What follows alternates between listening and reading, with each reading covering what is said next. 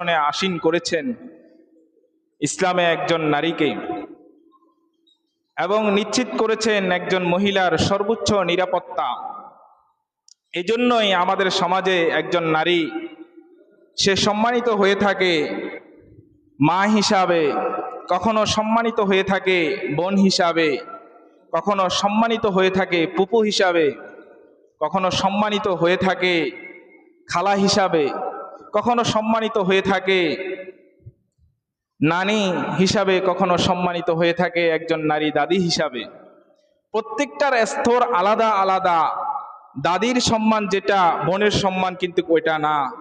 দাদি হিসাবে নাতিরা যেরকম তার দাদিকে শ্রদ্ধার চোখে দেখে, যে স্তরের শ্রদ্ধার চোখে দেখে, বোনকে কিন্তু ওই শ্রদ্ধার চোখে দেখে না। এজন্য ইসলামে নারীকে বিভিন্ন পন্থায় বিভিন্ন আকারে তাকে সর্বোচ্চ মর্যাদার অধিকার দিয়েছেন।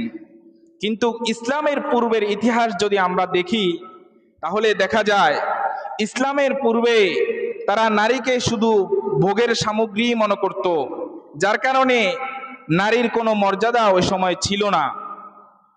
এই মর্যাদা না থাকার কারণে তারা দেখা যেত কখনো এই নারীকে বন্ধক রেখে তারা টাকা নিত, কখনো দেখা গেছে তারা ঋণ পরিশোধ করতে পারছে না, তাই নিজের স্ত্রীকে এই ঋণের পরিবর্তে রেখে তারা আপনার টাকা পরিশোধ করত।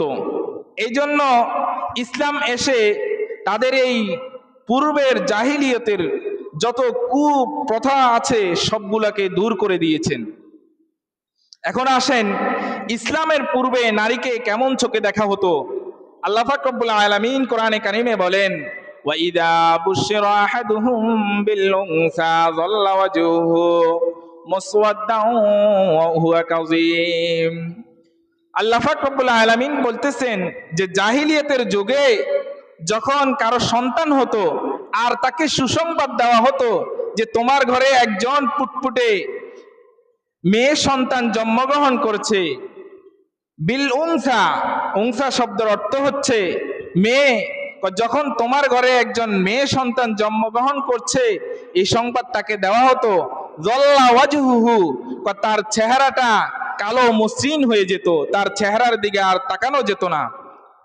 অহুয়া কাযীম, একেবারেই সে নিজেকে নিজে মানুষের থেকে একটু আড়াল করে নিত। এই আয়াতের পরের আয়াতে বলতেছে ইয়াতাওয়ারা মিনাল কওমি মিন সুই মা বুশিরা বি, সে তার স্বজাতির লোকদের থেকে দূরে চলে যেত আর চিন্তা করত আয়ুমসিকুহু আলা হুনিন আমি আদুসুহু ফুত্তুরাব, আমি কি তাকে লোকদের থেকে আড়াল করে রাখবো নাকি ফিত্তুরাব, তাকে মাটিতে দাফন করে দিব। জাহিলিয়তের যুগে একজন মেয়ে সন্তান যখন কারো ঘরে জন্মগ্রহণ করত তখন সে নিজেকে নিজে সমাজের সর্বোচ্চ নিকৃষ্ট লোক সে ভাবতো যে আমি এত নিকৃষ্ট লোক, যার কারণে আমাকে আল্লাহ পাক রব্বুল আলামিন আমার ঘরে একজন মেয়ে সন্তান জন্মদান করেছেন। নাউযুবিল্লাহি মিন যালিক, তারা নিজেদেরকে এতটাই অপদস্থ আর লাঞ্ছিত মনে করত। কিন্তু ইসলাম আসে, ইসলাম এসে তাদের এই পূর্বের ধারণা পরিবর্তন করে দিয়েছেন। ইসলাম এসে সর্বপ্রথম যে কাজটা করেছেন, একজন মেয়ের সর্বোচ্চ সম্মান সেটা নির্ধারণ করেছেন এবং একজন মেয়ের জন্য সর্বোচ্চ নিরাপত্তা নিশ্চিত করেছেন। ইসলাম এসে সর্বপ্রথম যে কাজটা করেছে, আল্লাহ রাসূল সাল্লাল্লাহু আলাইহি ওয়াসাল্লাম বলেন, ইন্নাল্লাহা হাররামা আলাইকুম ওয়াদাল বানাতি, নিশ্চয় আল্লাহ পাক রব্বুল আলামিন তোমাদের জন্য হারাম করেছেন, তোমাদের মেয়ে সন্তানকে জীবন্ত দাফন করাকে তোমাদের জন্য হারাম করেছেন। একজন মেয়ের জন্য সর্বোচ্চ সম্মান আর নিরাপত্তা ইসলাম এসে সর্বপ্রথম তার সম্মান এবং নিরাপত্তার জায়গাটা নিশ্চিত করেছে। এরপরে আসেন ইসলাম এসে তারপরে ক্রমান্বয়ে একজন মেয়েকে কিভাবে সম্মানের উচ্চ আসনে আসীন করেছে আমরা দেখি। একজন মেয়ে এসে সর্বপ্রথম তার যে সম্মানটা থাকে, যে বাপের ঘরে সে সম্মান, যে বাপের ঘরে সে জন্মগ্রহণ করেছে, ইসলাম এসে সর্বপ্রথম বাপকে এটা নিশ্চিত করেছে যে যখন তোমার ঘরে একজন মেয়ে সন্তান জন্মগ্রহণ করেছে তখন তোমার জন্য সর্বোচ্চ জরুরি হচ্ছে তার জন্য থাকা খাওয়ার ব্যবস্থা করে দেওয়া, এবং সে যখন সাবালক হবে তখন তাকে উপযুক্ত পাত্র দেখে ওই পাত্রর হাতে বিবাহ নিশ্চিত করা। এরপরে আসেন, একজন মেয়ে সন্তান জন্মগ্রহণ করলে আল্লাহ পাক রব্বুল আলামিন তাকে কি সংবাদ দিয়েছেন, কি সুসংবাদ দিয়েছেন?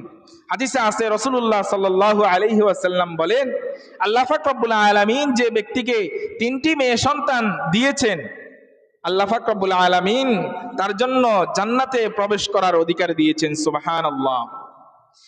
সাহাবায়ে কেরাম জিজ্ঞাসা করলেন, ইয়া রাসূলুল্লাহ, যদি কোনো ব্যক্তির কাছে 2টা মেয়ে সন্তান থাকে সে কি জান্নাতে প্রবেশ করবে? রাসূলুল্লাহ সাল্লাল্লাহু আলাইহি ওয়াসাল্লাম বলেন, যে ব্যক্তির ঘরে 2টা মেয়ে সন্তান আছে সেই ব্যক্তিও জান্নাতে প্রবেশ করবে। সুবহানাল্লাহ। এরপরে ওই সাহাবী জিজ্ঞাসা করতেছেন, ইয়া রাসূলুল্লাহ, যার ঘরে শুধুমাত্র একটি মেয়ে সন্তান আছে সে কি জান্নাতে প্রবেশ করবে না? রাসূলুল্লাহ সাল্লাল্লাহু আলাইহি ওয়াসাল্লাম বলেন, অবশ্যই যার ঘরে একটি মেয়ে সন্তান আছে এবং সে ওই মেয়ে সন্তানকে ইসলামের তাহজিব তামাদ্দুনে, ইসলামের কৃষ্টি কালচারে সে বড় করলো, পর্দার আঙ্গিকে তাকে রেখে বড় করলো এবং তাকে সুপাত্র দেখে বিবাহ নির্ধারণ করলো, আল্লাহ পাক রব্বুল আলামিন কাল কিয়ামতের দিন ওই ব্যক্তিকে জান্নাতে প্রবেশ করবেন। সুবহানাল্লাহ। এরপরে আসেন, বাপ না থাকলে মেয়ে হিসাবে ভাইয়ের কাছে তার কি মর্যাদা রয়েছে? ইসলাম বলে, রাসূলুল্লাহ সাল্লাল্লাহু আলাইহি ওয়াসাল্লাম বলেছেন, যে ব্যক্তির কাছে বা কোনো ভাই যার জন্য 2টা বোন রয়েছে, 3টা বোন রয়েছে, আল্লাহ পাক রব্বুল আলামিন ওই ভাইকে বাপের মর্যাদা দিয়েছেন বোনের কাছে। রাসূলুল্লাহ সাল্লাল্লাহু আলাইহি ওয়াসাল্লাম বলতেছেন, যে ভাইয়ের কাছে তার 3টা বোন আছে এবং সে তার 3টা বোনকে সঠিকভাবে লালন পালন করে সুপাত্র দেখে তাদেরকে বিবাহ দিয়েছে, আল্লাহ পাক রব্বুল আলামিন কাল কিয়ামতের দিন তাকে জান্নাতে প্রবেশ করাবেন। সুবহানাল্লাহ। সাহাবায়ে কেরাম জিজ্ঞাসা করতেছেন, ইয়া রাসূলুল্লাহ, যে ব্যক্তির কাছে শুধুমাত্র 2টা বোন আছে সে কি করবে? রাসূলুল্লাহ সাল্লাল্লাহু আলাইহি ওয়াসাল্লাম বলেন, যে ব্যক্তির নিকট 2টা বোন আছে, বাপ মারা গেছে, সে বোনদেরকে সুন্দরভাবে লালন পালন করেছে, তাদের ঘর এবং তাদেরকে পোশাক আশাক দিয়েছে, সঠিকভাবে লালন পালন করেছে, এবং যখন তাদের বিবাহ উপযুক্ত হলো তাদেরকে সঠিক পাত্র দেখে বিবাহ দিয়েছে, কাল কিয়ামতের দিন আল্লাহ পাক রব্বুল আলামিন তাকে বিনা হিসাবে জান্নাত দিবেন। সুবহানাল্লাহ। সাহাবায়ে কেরাম জিজ্ঞাসা করতেছেন, ইয়া রাসূলুল্লাহ, কারো যদি একজন বোন থাকে তাহলে তার জন্য কি করণীয়? রাসূলুল্লাহ সাল্লাল্লাহু আলাইহি ওয়াসাল্লাম বলতেছেন, যে ব্যক্তির কাছে শুধুমাত্র একটা বোন আছে আর সে ওই বোনটাকে পিতার পরে ভাই, সর্বোচ্চ পিতার যেই অধিকার ছিল একজন মেয়েকে সুন্দরভাবে লালন পালন করে উপযুক্ত সময় তাদেরকে বিবাহ দেওয়া, এবং ভাই সেটা করেছে, রাসূলুল্লাহ সাল্লাল্লাহু আলাইহি ওয়াসাল্লাম বলেন, কাল কিয়ামতের দিন রব্বুল আলামিন তাকে জান্নাতে প্রবেশ করাবেন। সুবহানাল্লাহ। এরপরে আসেন, একজন মেয়ে, সে স্ত্রী হিসাবে তাকে ইসলাম কতটা সম্মান দিয়েছে? ইসলাম বলে, যখন সে উপযুক্ত বিবাহর সময় হয়েছে তখন তাকে তার ভাই বেরাদাররা যখন তাকে বিবাহ দিয়েছে, তখন একজন স্বামীর জন্য প্রয়োজন হচ্ছে তাকে সর্বোচ্চ তার মোহর সেটা সঠিকভাবে আদায় করে দেওয়া। কোরআনে কারীমে আল্লাহ পাক রব্বুল আলামিন বলেন, ওয়া আতুন নিসা সাদকাতিহিন্না নিহলা, যে যখন কোনো মহিলাকে বিবাহ দিয়েছে তখন স্বামীর জন্য উচিত হচ্ছে ওই মহিলার সর্বোচ্চ সম্মান রেখে তাকে তার মোহরকে সর্বোচ্চভাবে বুঝিয়ে দেওয়া।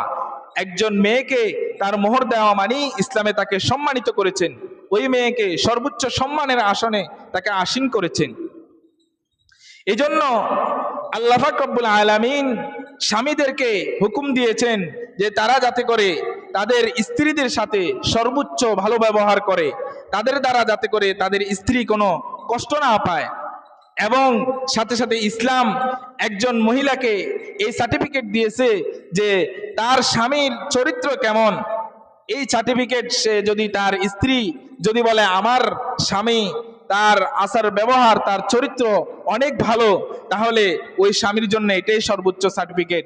কোনো স্ত্রীর কাছে যদি তার স্বামী ভালো হয় আর পুরো পৃথিবীর কাছে খারাপ হয়, তাহলে তার জন্য কিছু যায় আসে না। কিন্তু পুরো পৃথিবীর কাছে কোনো স্বামী যদি ভালো হয়ে থাকে, সমাজের লোকদের কাছে কোনো স্বামী ভালো হয়ে থাকে, কিন্তু তার স্ত্রীর কাছে তার কোনো মূল্যায়ন নাই, তাহলে ওই স্বামী সত্যিকার অর্থে কোনো স্বামী নয়।